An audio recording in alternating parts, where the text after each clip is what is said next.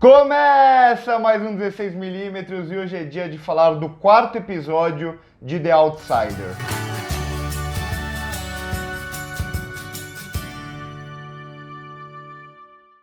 Bom, só antes de começar a falar sobre o episódio, eu queria explicar por que esse vídeo está saindo um pouco mais tarde. Eu geralmente posto ele de manhã e hoje saindo no final da tarde é porque eu não consegui assistir ao episódio ao vivo e isso vai acontecer também nas duas próximas semanas pelo menos. Na semana que vem tem o Super Bowl, eu acho que muita gente não sabe, mas eu sou viciado em futebol americano também, eu tenho um podcast de NFL, então eu vou ter que assistir e para quem é fã de NFL é o dia mais importante do ano e tal, então eu também vou acabar assistindo o episódio atrasado e o vídeo deve sair também na segunda-feira que vem, um pouco mais tarde, e na semana seguinte tem também o Oscar e aí eu vou dar preferência ao Oscar, então o primeiro vídeo daquela segunda-feira vai ser o vídeo do Oscar e aí o episódio de The Outsider vai sair um pouco mais tarde também. Também coloca aqui embaixo nos comentários que semana que vem eu posso fazer um vídeo sobre o BAFTA, que é um bom termômetro pro Oscar e tal. Então comentem se vocês querem vídeo sobre o BAFTA também. E agora entrando nesse episódio, ele não é um episódio também que tem tanta coisa para falar sobre, porque como eu já venho dizendo em todas as semanas,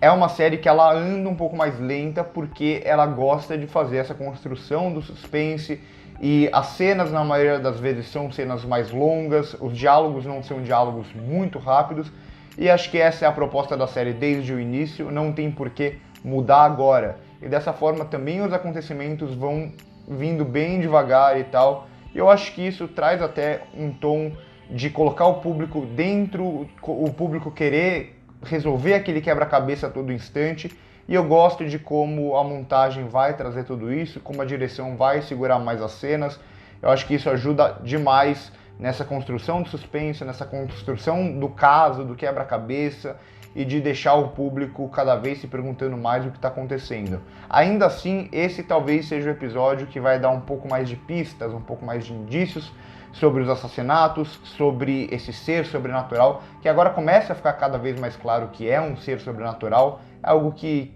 quem já leu o conto, o livro, eu não li, mas quem já viu o trailer também, já dava para saber que se tratava de algo sobrenatural, até por ser baseado em Stephen King e tal, mas agora a série vai entrando um pouco mais a fundo nisso, e era algo que eu já falava nos outros episódios. Eles têm que começar a colocar esse fator sobrenatural de uma forma um pouco mais clara, para não parecer que vai ser usada só para a resolução do caso e aparecer como se fosse uma trapaça do roteiro. Aqui não, aqui eles começam a abraçar mais esse lado e eu acho que eles vão fazendo isso de uma forma muito consciente, sem perder aquele tom mais realista que a série quer trazer. Então algo que já tinha meio que aparecido anteriormente, mas aqui fica claro mesmo, é que esse ser, eu não sei como vocês querem definir ele, talvez metamorfo, não sei, mas esse ser, ele para se transformar na pessoa, ele precisa ter esse contato físico e tal, e ele inicialmente parece que ele começa a agir de uma forma mais estranha. Então, pelo menos para mim, aquele policial ali que foi tocado no celeiro e tal, eu acho que é esse ser tomando a forma dele. Coloquem aí embaixo se vocês concordam comigo nessa afirmação, porque até por isso ele tá agindo de forma bem estranha e tá agindo de uma forma até parecida como agiram as outras pessoas que cometeram assassinatos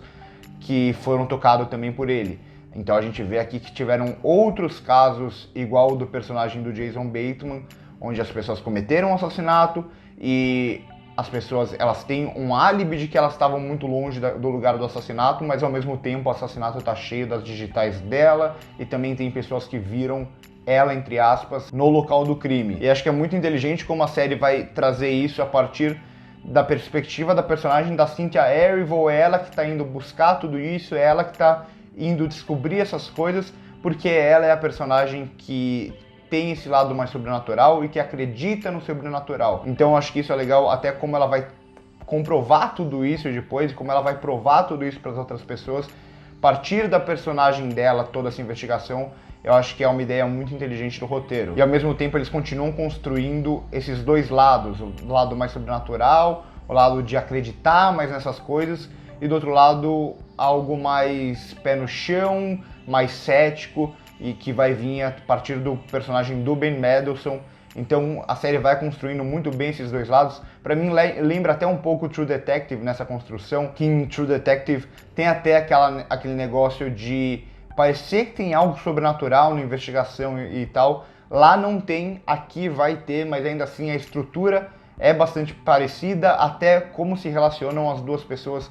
que estão levando esse caso para frente. E as respostas aqui também elas começam a surgir em um momento muito bom. Esse é o 4º episódio, é como se fosse o começo do 2º ato de um filme. Então é quando o desenvolvimento do caso começa a aparecer mais. Deixa de ser só a construção, só aparecendo os elementos, e esses elementos eles começam a fazer um pouco mais de sentido. Até no que diz respeito à motivação, entre aspas, desse ser. Aqui eles falam muito nele através de mitos, então que usa seu nome del Cuco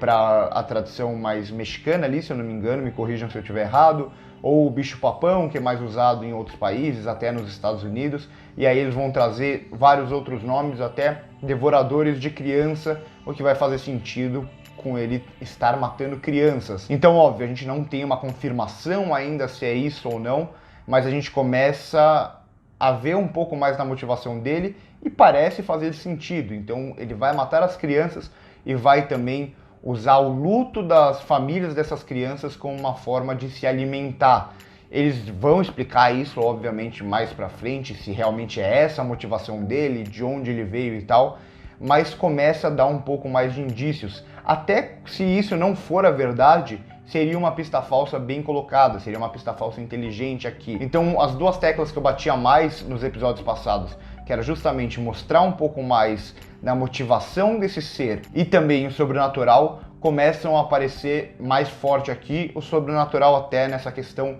dos mitos, que eu acho bem legal de se trabalhar, até por ter essa personagem da Cynthia Erivo, que tem que acreditar em muita coisa. Ela vai ser uma personagem que vai acreditar nesses mitos do passado. Então eu acho legal como eles vão trazer o lado mais realista e misturar um pouco com esse lado sobrenatural, com esse lado da mitologia, mas ao mesmo tempo que a investigação vai andar, ela vai conseguir conversar com várias pessoas e vai conseguir algumas pistas, até naquela conversa meio estranha com o pai do personagem do Jason Bateman, no Maitland. A série também não esquece de continuar construindo seus personagens, o arco deles, e aqui a gente vai ver mais elementos do passado da personagem da Cynthia Erivo. O porquê ela é meio assim, o porquê ela sabe falar palavras em lituano. Então eu acho isso muito interessante. Quando a gente pensa em personagem de um filme, de uma série, algo que eu sempre falo, a gente tem que pensar que a gente está assistindo um recorte da vida deles, mas que esse personagem ele tem que ter vida antes e esse personagem tem que ter vida depois daquilo que a gente está vendo. Eu acho que a série vai fazendo isso muito bem, por isso eu gosto muito de como vai inserir esse passado dessa personagem. As únicas duas cenas que eu não gosto muito é, primeiro, aquela da jornalista tentando se infiltrar na família do Jason Bateman para descobrir mais sobre o caso e tal. E é uma construção que me incomoda, acho que até por eu ser jornalista formado e tal, mas é uma construção muito genérica daquele jornalista aproveitador, e a série ela vai bater muito nessa tecla, essa visão bem unidimensional do jornalista e tudo mais. Eu sei que tem jornalistas que querem se aproveitar de casos, tem jornalistas que fazem isso na vida real, mas você trazer essa caricatura para uma série que tem até um tom realista e tal, eu acho um pouco desnecessário, eu acho que não agrega a trama e é como se fosse uma subtrama, além de desnecessária, muito genérica. Essa cena foi talvez a que mais me incomodou. Tem outra também que a mulher do Jason Bateman tá ali no restaurante com o advogado e tal, que eu acho também muito mal construída a cena. A ideia até é legal, que é mostrar como a cidade continua achando que o marido dela é culpado, e isso já tinha aparecido de uma forma muito mais bem feita no episódio passado, com as filhas perdendo o direito de estudar na escola, sendo expulsas. Mas aqui a cena é muito mal construída, é uma cena muito curta, muito genérica, só de um personagem falando alto e ela escutando aquilo, e os personagens provocando ela, e aí tem uma briga no final e corta a cena e pronto. Então eu acho que o problema não é nem a cena em si, mas a construção genérica a construção muito curta que tira todo o peso daquilo que já tinha sido feito de uma forma muito melhor anteriormente. Mas no geral, mais um bom episódio, continuo gostando muito da série, continuo querendo descobrir cada vez mais o que vai acontecer e onde vai dar essa investigação e como juntar esse quebra-cabeça. Eu acho que só de uma série prender a pessoa a esse ponto, eu acho que mostra que ela tá funcionando e que ela tá fazendo a coisa certa. Comentem aí embaixo se vocês concordam comigo em tudo isso. Também passem aqui no primeiro comentário fixado que eu deixo as nossas outras redes sociais, e também na descrição do vídeo eu tenho deixado a crítica escrita que eu tenho feito também de cada episódio. Por hoje é isso, se vocês gostaram já deixam seu like, se inscrevam no canal, não esqueçam de comentar aí se vocês querem vídeo do BAFTA também ou não. Por hoje é só aí, corta!